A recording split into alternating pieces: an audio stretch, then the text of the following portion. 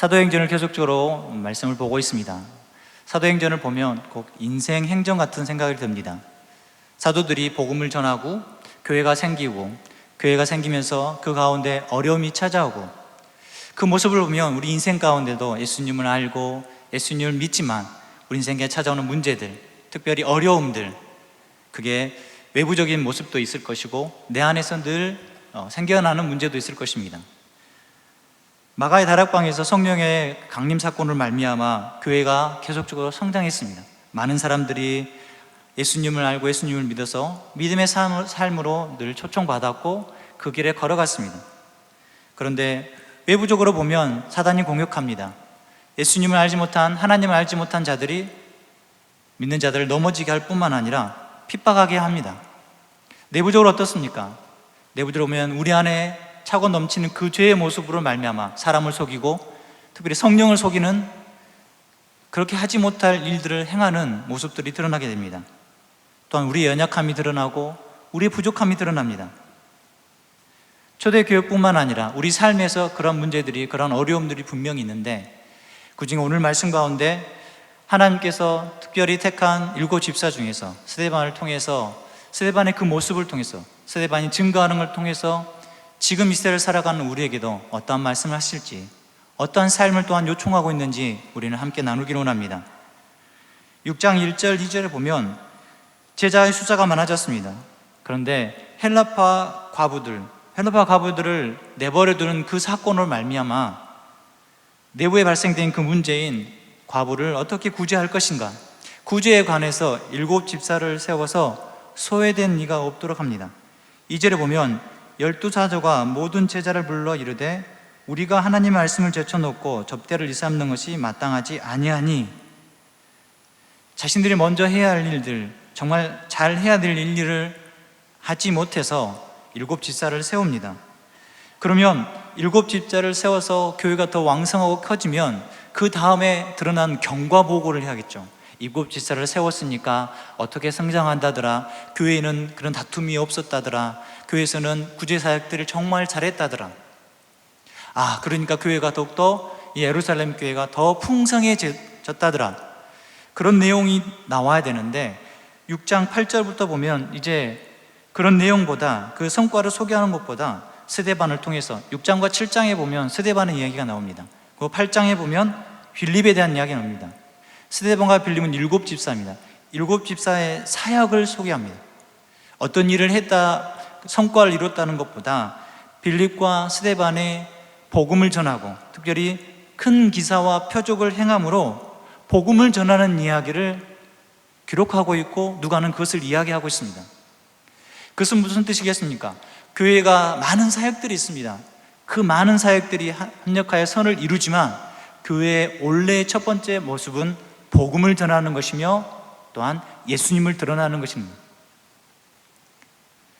그래서 구제가 하지 말라는 말도 아니고 또는 양육을 하지 말라는 말이 아닙니다.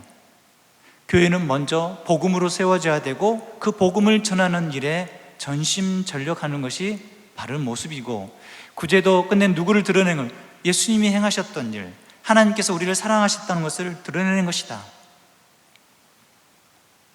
그 7 지자 중에 한 명인 스데반의 이야기가 오늘 기록되어져 있습니다.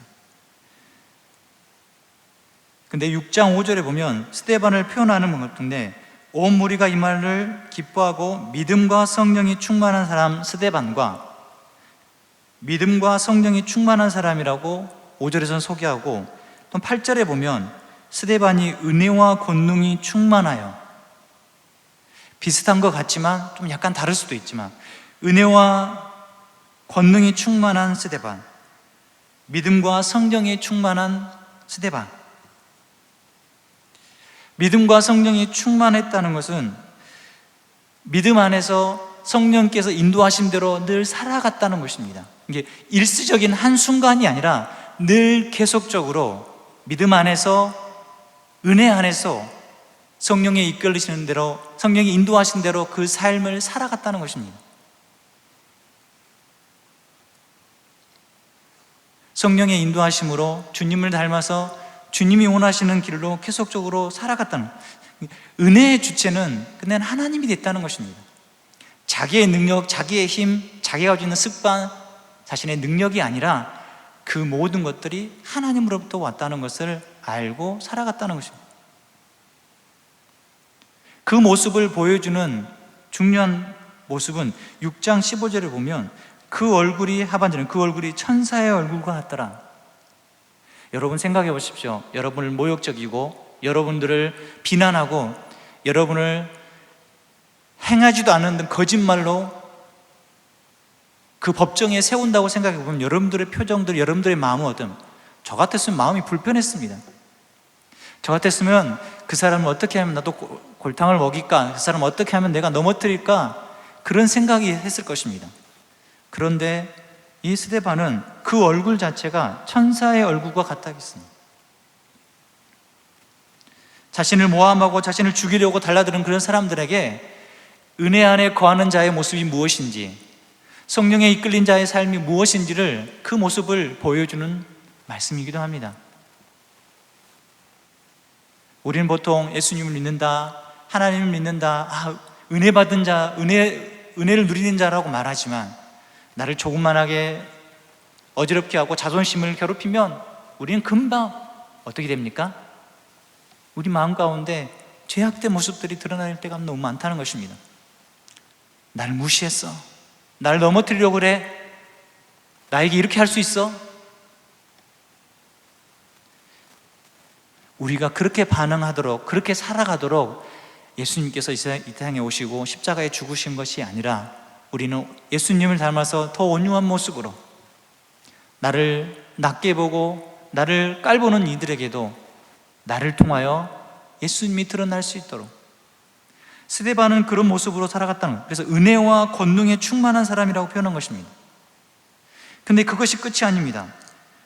스데반이 마지막에 돌로 맞아 죽을 때도 어떻게 했냐면 7장 60절에 보면 무릎을 꿇고 크게 불러 이르되 주여 이 죄를 그들에게 돌리지 마옵소서, 이 말을 하고 자니라. 돌에 맞아서 피가 철철 납니다. 금방 숨이 껄떡껄떡, 이제 생명이 곧 끝나는 순간입니다. 그럼에도 불구하고 스데반이 주여 이 죄를 그들에게 돌리지 마옵소서. 어떤 장면이 생각나십니까? 그 십자가에 못 박혀서 피가 철철 흐르시는 그 예수님이 생각나지 않으십니까?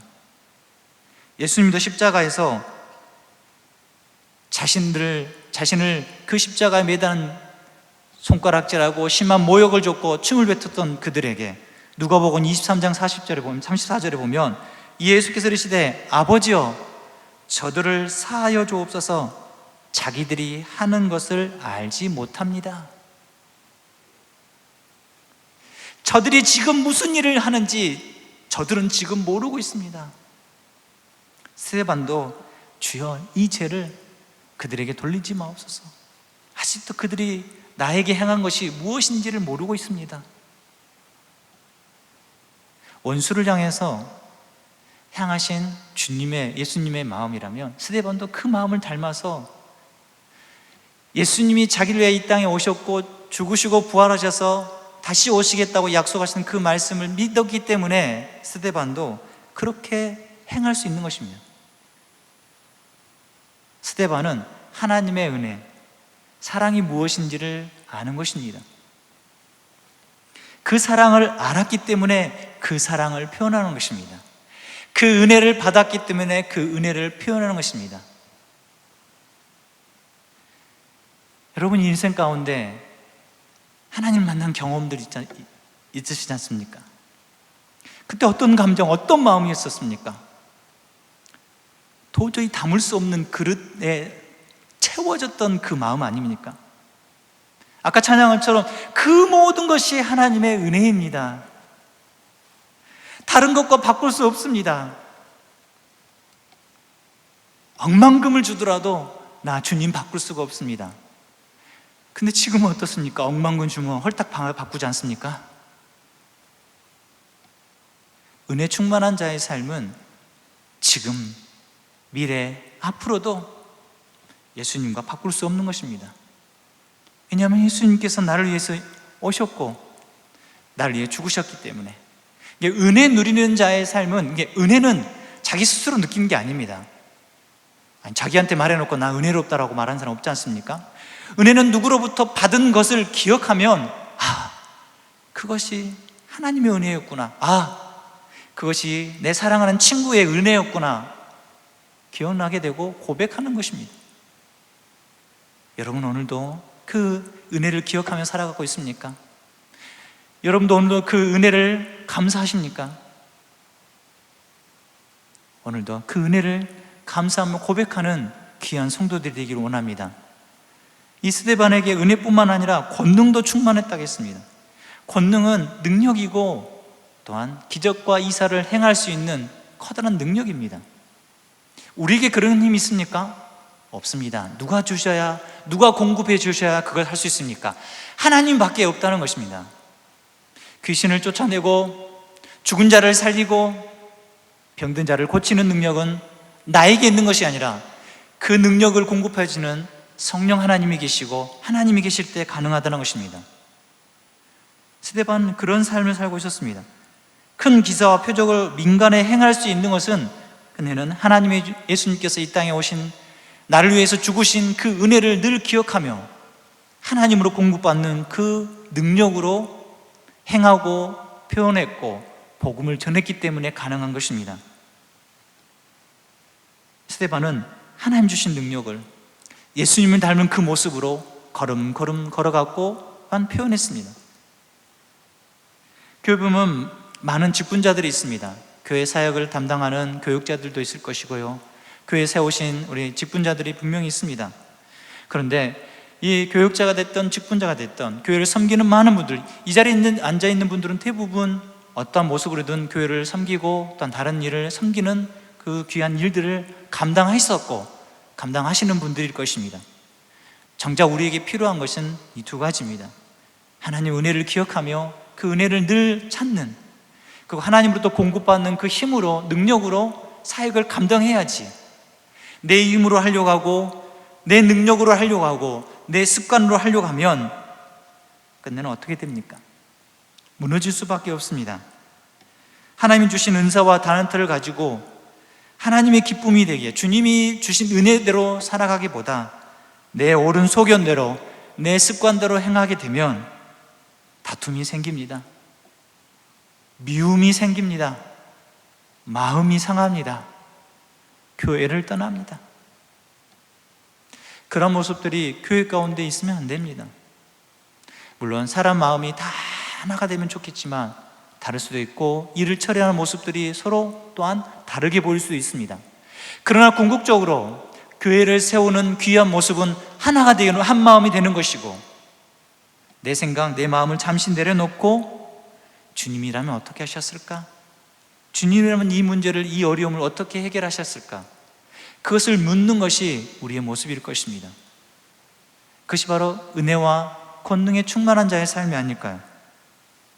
그렇게 권능과 은혜에 충만한 삶으로 복음을 전하는데 문제가 생겼습니다.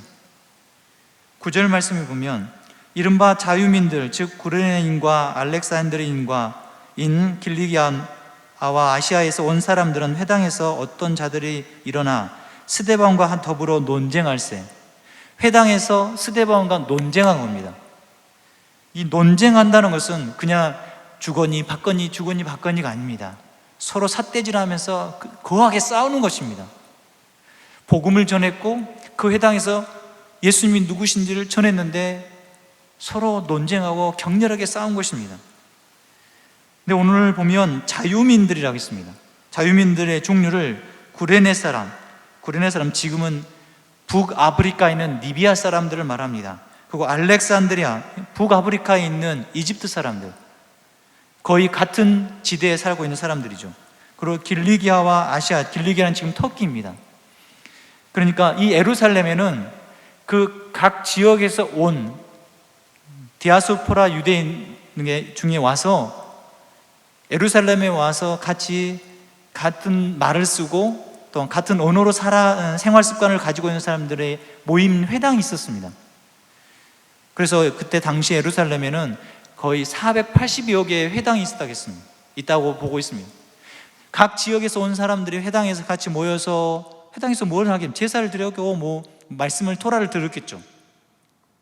근데 그곳에 스데반이 가서 복음을 전한 것입니다. 근데 그 회당에서 복음을 전하는데 논쟁이 시작된 것입니다. 논쟁의 주제는 다른 게 아닙니다. 예수님입니다. 예수님이 누구냐? 너가 말하는 예수님이 어떠한 분이냐? 우리가 알기로는 예수님은 십자가에 죽었다.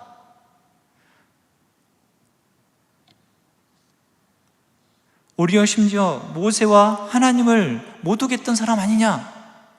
말도 안 되는 이야기를 하죠.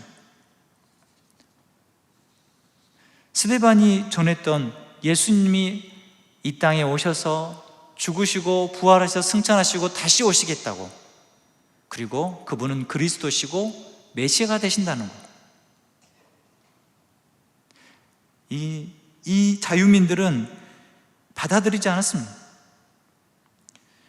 그들과 더불어서 논쟁하지만 그들은 이기지 못하면, 당하지 못하면 10절에 보면 스데반이 지혜와 성령으로 말함을 그들이 능히 당하지 못하여. 만약 지금이라면 어떤 서로 이렇게 주거니 받거니 하면서 TV에서 나오면 볼만할 것 같습니다. 일방적으로 당하겠죠. 일명 애들로 말하면 잽이가 안 되죠. 능히 당하지 못하요. 왜냐하면 바로 지혜와 성령으로 말하기 때문입니다. 자기가 알고 있는 지식으로, 또한 자신들이 생각하고 있는 것들로 대결을 하지만 그들은 이기지 못합니다. 그래서 그들이 분내서 어떻게 행동합니까? 오늘 11절, 12절, 13절에 보면 중요한 단어들 보면 사람들을 매수하고, 12절에 보면 백성과 장로들과 서기관을 충동시키고, 13절에 보면 거짓 증인을 세우니. 인간의 방법을 택합니다. 스데반을 넘어지게 하기 위해서, 스데반이 말한 그것을 어떻게 하면 넘어뜨리기 위해서 인간의 방법, 거짓된 방법, 사단의 방법들을 사용하는 것입니다. 속이는 거죠. 11절에 보면 사람을 매수하여 거짓 증인들을 세우겠다는 것입니다.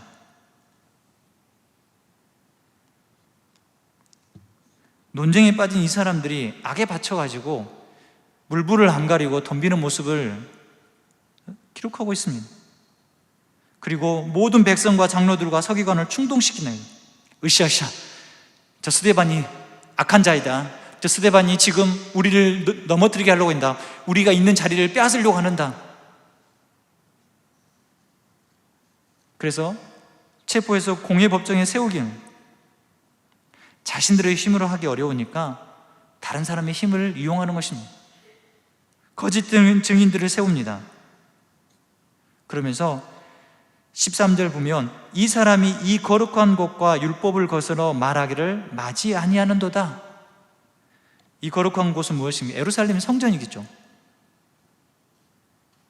성전과 율법을 거슬러 말한다. 거슬러 말한다는 것은 모독한다는 것입니다. 성전을 모독한다, 율법을 모독하고 있다. 왜냐하면 유대인들에게 성전과 율법은 그들의 삶의 전부입니다. 그들의 삶의 목적이기도 하고요. 여러분이 혹시 여러분이 믿고 있고 따르는 것에 대해서 모독하는 말을 하거나 비웃는 말을 하면 여러분 참을 수 있습니까? 참지 못합니다. 이 모습이 그들 가운데 들어있는 것입니다. 한번 반대로 생각해 봅시다. 우리가 믿는 예수님을 누가 모독하고 비열하다고 말하고 못됐다고 말하면 여러분 참을 수 있습니까? 참지 못하는 게 믿는 자의 모습일 것입니다. 아닙니다. 바로 예수님은 나를 위해서 이 땅에 오셨고 죽으셨습니다. 아닙니다. 예수님만이 나의 구원이고 유일한 나의 생명입니다. 아닙니다. 내가 예수님을 위해서 죽을 수 있습니다. 그렇게 말할 수 있습니까? 혹여나 그러지 못하는 우리의 입장이 된다면 우리는 스스로 점검해야겠죠. 그와 반대로 이들은 스데반이 말하는 것을 성전을 모독하고 율법을 모독했다, 말도 안 되는 그 거짓말로 이 스데반을 이 공회 앞에 세웁니다. 공회 앞에 세운 이유는 뭐겠습니까? 재판을 받게 하고 그 재판의 결과에 따라서 그 사람을 죽게 하거나 처형당하게 하거나 돌을 던지거나 그런 방법을 쓰기 위해서인 거죠. 그런데 스데반은 그들에게 전했던 그 말이 바로 참된 성전은 예수 그리스도고 율법의 온전한 완성자는 예수님이다.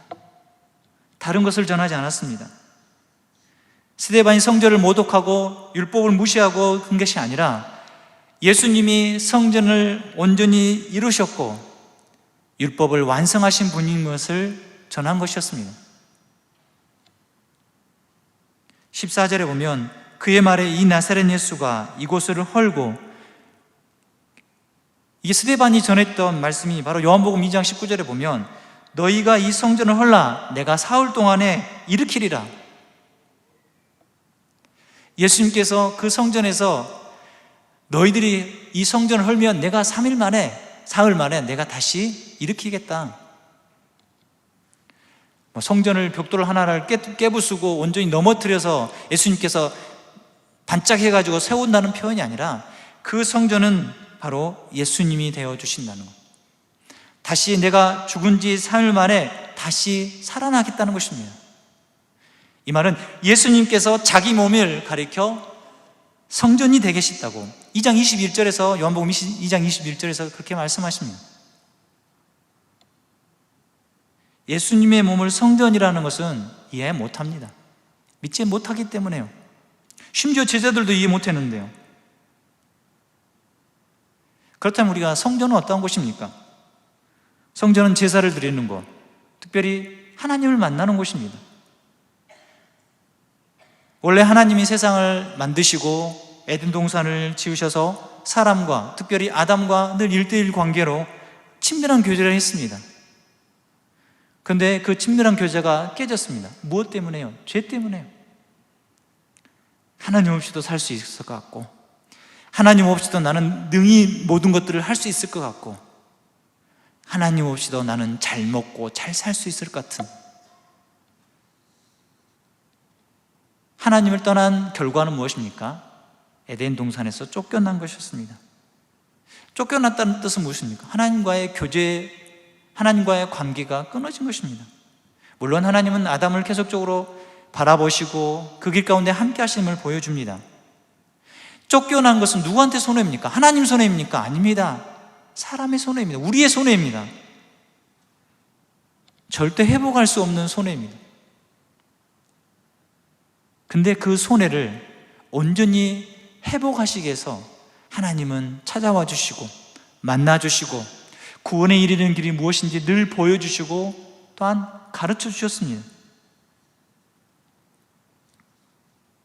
그것을 예수님께서 요한복음 15장 5절에 보면 나는 포도나무여 너희는 가지니 그가 내 안에 내가 그 안에 거하면 사람이 열매를 많이 맺나니 나를 떠나서는 너희가 아무것도 할 수 없습니다. 교회 들어오면, 여기 정문에 들어오면 감나무 있습니다. 요즘 보니까 감나무에 감이 탱글탱글 엄청 많이 열렸습니다. 작년 가을에 보니까 저희 동산에 보니까 모가가 엄청 많이 열렸습니다. 감나무의 감이, 모가나무의 모가가 잘 열리는 길은 그 나무에 잘 가지가 붙어 있을 때 열매를 맺을 수 있습니다. 가지가 부러졌거나 잘리거나 그러면 그 잘린 가지는 생명력을 잃어버리고 열매를 맺을 수가 없습니다. 가지는 나무에 붙어 있어야지 수분을 공급받고 양분을 공급받아서 또한 또 다른 생명을 잉태하고 또 낳습니다. 그 열매를 맺지 않습니까? 붙어 있지 않는 가지는 수분이 공급되지 못하고 양분이 공급되는 게 다 말라 비틀어집니다. 끝내는 불태워지죠. 어릴 때에 비료푸드 아시죠? 학교 갔다 와서 하는 일 중에 하나가 가끔씩 했습니다. 맨날 하는 것이 아니고 저희 아버지가 그렇게 맨날 저를 한 것은 아니고요. 비료푸드를 들고 뒷산에 올라가면 떨어진 솔방울과 솔잎이 엄청 많습니다. 그러면 주워다가 부엌에다가 딱 갖다 놓으면 불쏘시개로 참 좋습니다. 성냥 착 붙이면 불이 활활 잘 타오릅니다.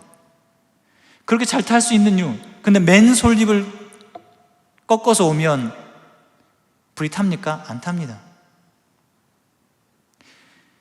수분이 공급받지 못하고 그냥 말라 비틀어지는 것은 끝내는 불을 태워주고 아무 쓸모없게 되는 거죠. 열매를 맺을 수가 없습니다.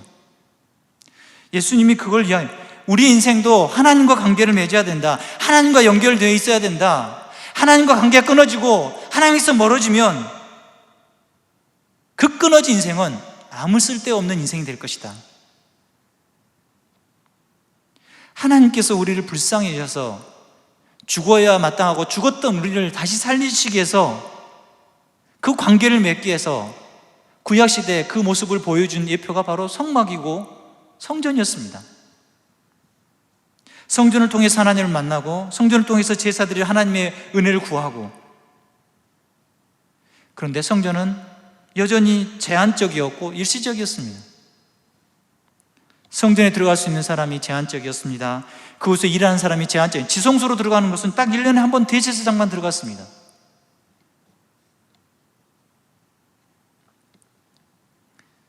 성전은 하나님과 만나는 장소였지만 그러나 막힌 장소이기도 합니다.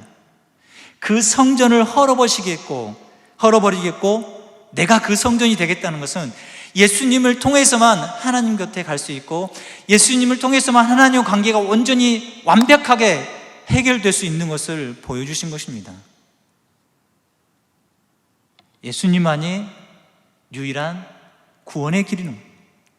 그래서 예수님은 요한복음 14장 6절에서 내가 곧 길이요 진리요 생명이니 나로 말미암지 않고는 아버지께로 올 자가, 아버지와 관계 맺을 자가, 아버지로부터 사랑을 받을 자가 없다. 누구를 통해서만요? 예수님을 통해서만요. 그래서 우리가 예수님 믿는 것이 참 행복한 것이고, 그래서 우리가 예수님 믿는 것이 참 우리에게 기쁨이 되는 것입니다. 다른 데서 어떤 이 영원한 기쁨을 누리고 영원한 생명을 얻을 길이 어디 있겠습니까? 예수님밖에 없습니다. 그 예수님께서 성전이 되어주시고 그 예수님께서 오늘도 우리에게 늘 찾아와 주신다는 것입니다. 오직 예수님만을 통해서 하나님을 만날 수 있고 하나님의 인도하심을 또한 받을 수 있는 것입니다. 그런데 우리에게 성전된 길을 열어놓으셨습니다. 예수님께서 부활하고 승천하셔서 내가 너희에게 성령을, 보혜사 성령을 보내주겠다. 여러분이 지금 이 자리에서 하나님을 예배하는 거 여러분의 힘으로 가능한 것 같습니까?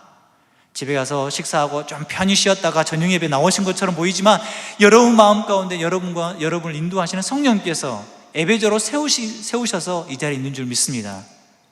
성령의 인도하심으로 이 자리에 앉아있는 줄 믿습니다.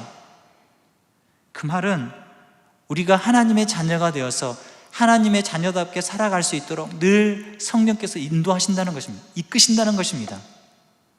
그리고 그 관계가 늘 돈독하고 덜 나아갈 수 있도록 기도자로 살 수 있도록 하신 것입니다. 어린아이가 부모로부터 좋은 것을 받아내기 위해서는 어떤 이쁜 짓을 해야죠. 아니면 부모의 마음을 흡족하게 해야죠. 물론 우리가 하나님께 그런 하나님의 마음을 흡족하게 하고 하나님께 어떤 이쁜 짓을 한다고 해서 하나님이 그것을 통해서 주신다는 것이 아니라 우리가 자녀이기 때문에 하나님 앞에 늘 다가서고 늘 하나님의 뜻을 구하는 우리의 삶이 되도록 우리를 특권을 주셨습니다. 그것은 바로 기도의 특권입니다. 그 하나님께서는 우리의 기도를 들으신다고 말씀합니다. 그리고 그 기도의 유일한 중보자가 되신 분이 바로 예수님이 되신다고 말씀합니다. 그런데 우리는 그 특권을 잘 누리며 살아야 할 텐데 너무나도 그냥 쉽게 내던져 버릴 때가 많습니다. 하나님 만나고 하나님 앞에 기도하고 하나님 그 만나는 것 때문에 늘 기쁘고 즐겁고, 스데반은 그 은혜와 권능이 충만했던 그 모습은 바로 하나님 앞에 늘 다가섰기 때문에 가능한 것입니다. 이 스데반을 모함하고 넘어뜨리게 하고 공회에 세웠던 그들이 그냥 스데반의 모습을 보았을 것입니다. 그들 생각에는 저 정도로 했으니까 그냥 분을 내거나 아니면 포기하거나 그럴 것 같은데 15절 보면 공회 중에 앉은 사람들이 다 스데반을 주목하여 보니 그 얼굴이 천사의 얼굴과 같더라. 천사의 얼굴과 같다는 것입니다. 하나님께 집중하고 하나님께 나아가니 주님께 집중하고 복음에 집중하는 자의 삶은 이와 같은 것입니다. 많은 사람들이 온갖 거짓말로 그를 고발하고 죽이려고 할 때 그 스데반의 모습은 그들의 예상과 다르게 천사와 같은 진리편에서 바른 복음에 서 있는 자의 표정은 다릅니다. 한번 옆에 분 보시겠습니까? 옆에 분 한번 보세요. 천사 같으세요? 언능 말씀해 주세요. 예수님 믿는 것 때문에 천사 같은 것입니다. 할렐루야. 우리가 찬양할 때, 우리가 말씀을 들을 때, 기도할 때 우리가 누구 편에 서 있습니까? 하나님 편에 서 있기 때문에 우리의 모습도 천사와 같을 수 있습니다. 누굴 믿기 때문에 가능한 겁니다. 주님을 믿었기 때문에 가능한 것입니다. 하나님을 만나고 예수님을 온전히 믿는 자의 모습은 이와 같고 성전의 모습도 같습니다. 이렇게 할 수 있었던 것은 스데반이 하나님과 함께하는 사람이었고 예수님과 함께하는 사람이었고 하나님 앞에 늘 살아가는 코람데오의 신앙을 가지고 있었기 때문에 가능한 것입니다. 빛과 소금의 삶으로 아무리 어떤 사람들이 뭐라 하고 나를 유혹하고 넘어뜨리려 하고 나에게 그런 거짓된 말들을 할지라도 바른 복음에 서 있을 때 그와 같은 것입니다. 스데반은 다른 증거를 하지 않았습니다. 예수님, 복음이었습니다. 우리는 그런 일을 당하면 변명하기 바쁘고 그것을 되갚기 위해서 악독한 생각을 가질 때가 많습니다. 그러나 이 스데반은 예수님은 우리를 위해 죽으셨고 부활하셨고 다시 오신다는 것, 예수님을 기다리는 자의 삶이 무엇인지를 분명하고 확실하게 보여주고 있습니다. 여러분의 삶은 어떻습니까? 여러분은 하나님을 예배하는 자로 살아가고 하나님을 찬양한 자로 살아갑니다.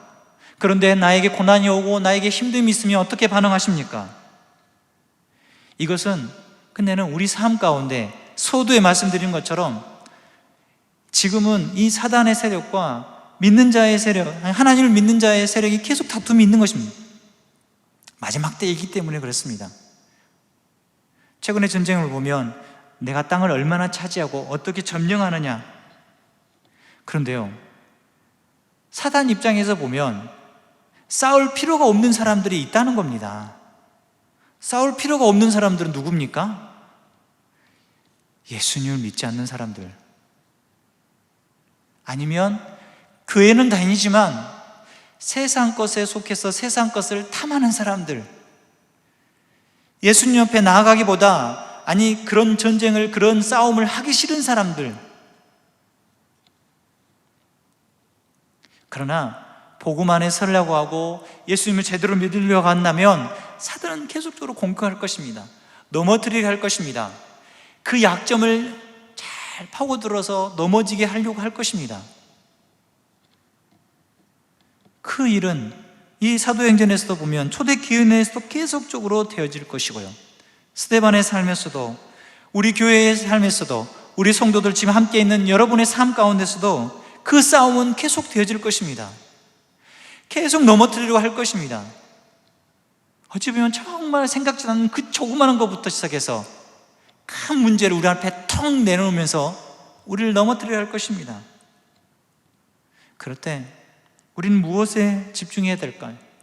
스데반은 오늘 은혜와 권능의 그 하나님의 은혜와 하나님 주신 그 권능의 능력의 삶으로 나아간 것처럼 우리 삶도 하나님께 집중해야 할 것입니다.